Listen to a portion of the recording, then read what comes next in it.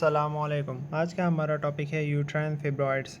फिब्रॉइड्स क्या होते हैं कि ये नॉन कैंसरस बिनाइन ट्यूमर होते हैं जो कि यूट्रस के अंदर बन जाते हैं।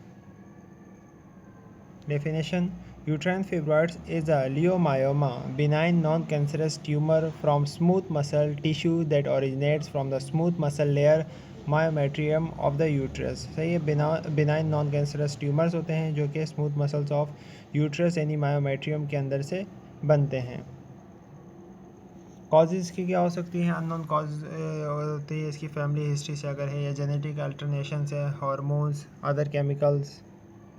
रिस्क फैक्टर्स क्या हो सकते हैं? Hereditary, race, pregnancy and child birth, nulliparity, obesity, oral contraceptives अगर लेते हैं ज़्यादा। टाइप्स इसकी क्या है हमारे पास? Body of corporeal fibroids, intramural और इंटरस्टिशियल फिब्रॉइड्स, सब सीरोसल फिब्रॉइड्स, सब म्यूकोजल फिब्रॉइड्स। सही है, इनको आप देख सकते हैं कि सब सीरोसल कौन सा है, एंड पेंडकुलेटेड और यूट्राइन कैविटी में भी ज़्यादा फेलोपियन ट्यूब, और हमारे पास सब म्यूकोजल और इंट्राम्यूलर। सर्विकल फिब्रॉइड्स से म्यूकोजल फिब्रॉइड्स और इंट्राम्यूरल फिब्रॉइड्स और सब सीरोसल फिब्रॉइड्स, 4 टाइप्स हैं। सेकेंडरी चेंजेस इन फिब्रॉइड्स में क्या आता है? डिजेनरेटिव चेंजेस में क्या आता है? हाइलीन डिजेनरेशन हो जाती है, सिस्टिक डिजेनरेशन, कैल्सिफिकेशन हो जाती है, फैटी डिजेनरेशन होती है, और red degeneration and septic degeneration. Infection हो जाता है, एट्रोपी, नेक्रोसिस, सेल डेथ हो जाती है, वेस्कुलर चेंजेस आते हैं, सैक्रोमेटस चेंजेस। क्लिनिकल फीचर्स में क्या है? 75% रिमेंड्स एसिम्टोमेटिक, यानी कि 75% में कोई सिम्टम शो नहीं होते, लेकिन मेंस्ट्रुअल अबनॉर्मलिटीज़ आते हैं कि मेनोरेजिया 30% होता है, या मेट्रोरेजिया और इर्रेगुलर ब्लीडिंग। ये dysmenorrhea, infertility 30%, pain lower abdomen, abdominal swelling, lump बन जाते हैं, प्रेशर सिम्टम्स। एब्डोमिनल एग्जामिनेशन क्या कहते हैं? Feel is form more toward hard, may be cystic. In cystic degeneration, margins are well defined except the lower pole. Nodular may be uniformly enlarged. Mobility is restricted from above downwards but can be moved from side to side. Percussion करते हैं, swelling is dull. Swelling dull आती है।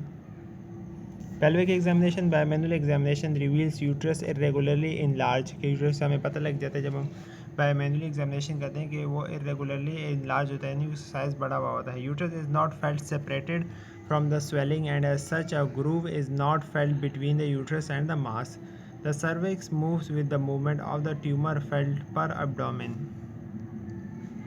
Diagnosis क्या होती है? An abdominal, transvaginal और pelvic ultrasound करवाते हैं, एन एंडोमेट्रियल बायोप्सी या हिस्टेक्टमी या हिस्ट्रोसेल्पेनोग्राफी या लेप्रोस्कोपी।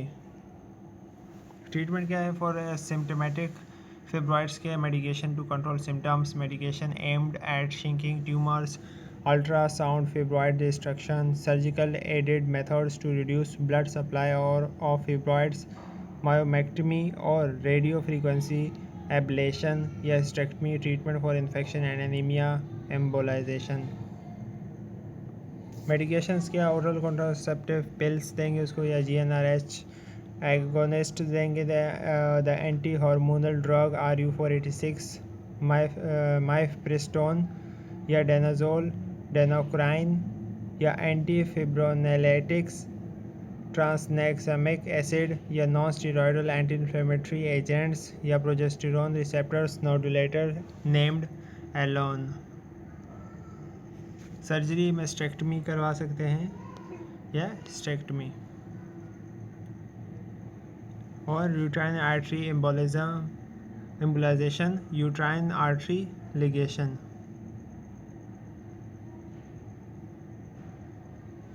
रेडियो फ्रीक्वेंसी एब्लेशन या endometrial ablation.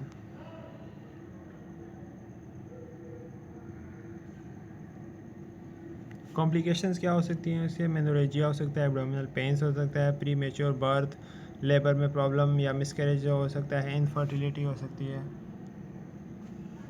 Leiomyosarcoma, twisting of the fibroids, anemia, urinary tract infections. A C-section may be needed.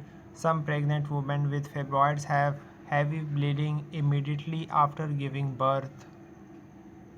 Nursing diagnosis क्या बताएं कि acute pain related to post-operative wound as manifested by facial expressions and pain scale score. Imbalanced nutrition less than body requirements related to pain as manifested by decreased food intake.